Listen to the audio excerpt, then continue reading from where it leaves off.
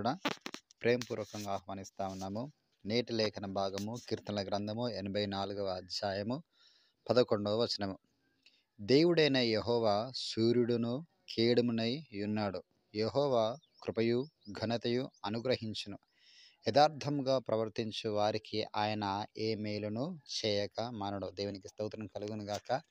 ప్రియదైవజనమ ఈ యొక్క ఉదయకాల సమయంలో పరిశుద్ధాత్ముడు మరోసారి ధైర్యపరుస్తూ బలపరుస్తూ చక్కని మాటలు ఆయన బోధిస్తూ ముందుకు నడిపిస్తా ఉన్నాడు. దేవుడు మనకు సూర్యుడిగా కేడంగా ఉన్నాడు అని, రెండోదిగా ఆయన మనకు కృపను ఘనతను అనుగ్రహించేవాడిగా ఉన్నాడు అని.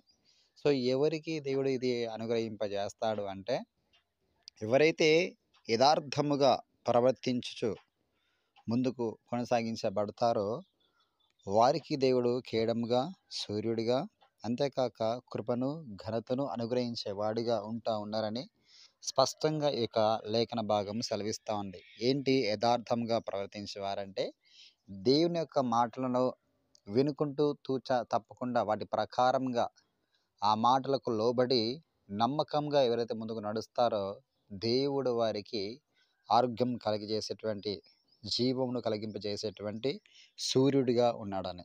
రెండవదిగా దేవుడు మనకు ఒక కవచముగా, కంచెగా, కోటగా, ఢాలుగా నడిపించే ఒక మంచి నాయకుడిగా ఉన్నాడని సెలవిస్తూ ఉన్నాడు. మూడవదిగా ఆయన మన పట్ల కృపను చూపెడతానంటా ఉన్నాడు. నాలుగవదిగా దేవునికి స్తోత్రం కలుగును గాక, ఘనతను అనుగ్రహించేవాడిగా ఉంటా ఉన్నాడు. దేవుని నమ్మి ఆయన యందు విశ్వాసం ఉంచిన తన భక్తులందరి జీవితాలలో కూడా, యథార్థంగా ప్రవర్తించే వారి జీవితాలందరిలో కూడా దేవుడు ఇక 4 అనుగ్రహింపజేస్తాడు. అబ్రహామునకు దేవుడు కేడముగా ఉన్నాడు. నేను నీ కేడమును బహుమానమై ఉన్నా అని చెప్పేసి దేవుడు సెలవిచ్చినాడు. ఎందుకు ఆయనకు తెలిసిందంటే, అబ్రహాము దేవుని యొక్క విషయంలో యథార్థముగా ఆయన ముందుకు నడిచాడు కాబట్టి ఆ యథార్థమైన ఒక ప్రవర్తన ఏం చేసిందంటే, దేవుడిని ఆయనకు కేడముగా ఉండేటట్టుగా చేస్తాడు అన్నమాట. ఆయనలో జీవం కలిగింపజేస్తాడు. తన ముసలితనమందు తనకు ఒక కుమారుని అనుగ్రహించేటకు దేవుడు జీవమును కలిగింపజేస్తాడు. దేవునికి స్తోత్రం కలుగును గాక. దేవుని యొక్క కృప ఆయనకు తోడుగా ఉండడం ద్వారా ఇతర దేశంలో ఒక రాజులు కూడా మరి శారను తీసుకుని వెళ్ళినప్పుడు అబ్రహాము పక్షమున దేవుడు నిలబడి ఆయన కృపను చూపెట్టి రాజును వణికించిన స్థితిగతులు ఉన్నాయి. దాంతోపాటు దేవుడు అబ్రహామును ఘనపరిచాడు. దేవునికి స్తోత్రం కలుగును గాక. ఈ 4 కూడా అబ్రహాముకు జీవితాల నుండి, అబ్రహామే కాక ఇంకెవరైతే యథార్థంగా దేవుని యొక్క మార్గంలో నడుచుకుంటూ ముందుకు సాగారో ఆ భక్తులకు అందరికీ కూడా దేవుని యొక్క ఈ 4 కృప, ఘనత, సూర్యుడిగా కేడంగా ఉండడం జరిగింది.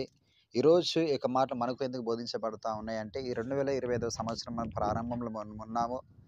ఈ ప్రారంభంలో వాగ్దానం కొరకు ఎంత వినయంతో, విధేయతతో దీని మనం ఎంత పట్టుదల కలిగి ప్రార్థన చేసి అక్కడ వాగ్దానం పొందుకున్నామో, అయితే ఆ వాగ్దానం మన జీవితంలో నెరవేర్చబడాలి అంటే ఖచ్చితంగా మనం యథార్థమైనటువంటి ప్రవర్తన కలిగి మనం ముందుకు సాగాలి. అప్పుడు నీ జీవితంలో ఏదైతే మేలు కొదువైనదో ఆ కొదువైన ప్రతి మేలును కూడా దేవుడు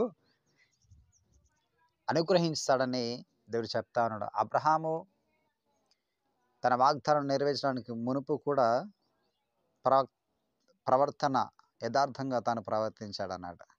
తత్ఫలితంగా దేవుడు అబ్రహామును తన కుటుంబంలో ఏదైతే మేలు కొదువైందో ఆ కొదువ మరుసటి ఏటలోగా తీర్చివేయబడింది. దేవునికి మహిమ కలుగును గాక. ఈ 2025లో కూడా మన జీవితంలో ఏది మేలు కొదువై ఉన్నదో ఆ కొదువలన్నీ కూడా నెక్స్ట్ ఇయర్ కల్లా తీర్చి వేయబడును గాక. ఆమెన్. అబ్రహాం పొందుకునే విధంగా మనం కూడా పొందుకుందాం. నేను మాటలు దీవించి ఆశీర్వదించును గాక. ఆమెన్. ప్రార్థన చేద్దాం. స్తోత్రం, స్తుతి తండ్రి, పరిశుద్ధుడానికి వందములు తండ్రి. ఆ యొక్క ఉదయకాల సమయంలో మాతో సూటిగా స్పష్టంగా మాట్లాడే ప్రభా, యథార్థంగా నువ్వు ప్రవర్తించే వారికి ప్రభా ఏ మేలు కూడా కొద్దిగా ఉండదని చక్కని మాటతో మాతో మాట్లాడవు ప్రభా. నీకు వందములు తండ్రి. విత్తబడిన యొక్క మాటలన్నీ కూడా మాకు జీవితాలు ఫలవత్తంగా మార్చిన ప్రభా. ఉన్న తండ్రి అబ్రహాం నువ్వు తండ్రి యథార్థంగా ప్రవర్తించినప్పుడు తండ్రి నాకు జీవం కలగజేస్తావు ప్రభు, కేడంగా ఉన్నావు ప్రభా, కృపను అనుగ్రహింపజేస్తావు, ఘనతనిచ్చావు ప్రభు. నీకు వందములు తండ్రి. 2024 ప్రభా మేము సంపాదించుకోలేకపోయామా ప్రభా, ఈ 2025లో ప్రభా ఈ ప్రారంభంలో ప్రభా చక్కని మాటలు బోధిస్తూ నా అతను నడిపిస్తున్నందుకే నీకు వందనం తెలియజేస్తూ ఈ మాటల పరంగా మేము కూడా జీవితం స్థిరపరచుకోవాలి, బలపరచుకోవాలి. ఖచ్చితంగా ఇక 2025లో మేము ఆ మేలులన్నీ కూడా పొందుకోవాలని ఎవరైతే ఆశతో, వినయంతో, విధేయతతో ప్రభుత్వం నీకు ప్రార్థన ఏకీవిసి ప్రార్థన చేస్తానో వీళ్ళందరూ కూడా మీరు దీవించండి, ఆశీర్వదించండి, వృద్ధిలో నడిపించండి. ఆర్థికంగా, ఆరోగ్యంగా, కుటుంబికంగా, మానసికంగా ప్రతి కోణంలో తండ్రి బ్లెస్ చేయవలసిందిగా ప్రార్థన చేస్తుంటున్నాం ప్రభా. నీకు వందనములు తండ్రి. అదే రీతిగా ప్రాముఖ్యంగా నా తండ్రి వందనములు తెలియజేస్తుంటున్నాను తండ్రి. కృపయు, ఘనతయు ప్రభువుని బిడ్డలకు అనుగ్రహింపజేయని ప్రభువా. కుటుంబంలో ఏది కొదువుందో అన్నీ కూడా తీర్చవలసిందిగా ప్రార్థన చేసేట ఆరోగ్యంగా ఉన్నవారిని బ్లెస్ చేయడం, తన ఆరోగ్యంతో ఉన్నవారిని జ్ఞాపకం చేసుకొని విడిపించండి, బాగుంచండి, స్వస్థపరచండి, కోర్టు కేసులు తొలగించవలసిన ప్రార్థన చేసేట ఈ కుటుంబంతో తన శుభకార్యం జరగాల్సి ఉన్న ప్రభా. శుభకార్యం జరిగించిన ప్రభు గర్భఫల విషయమైన మార్గములు తెరవండి ప్రభు. నీకు వందనములు తండ్రి.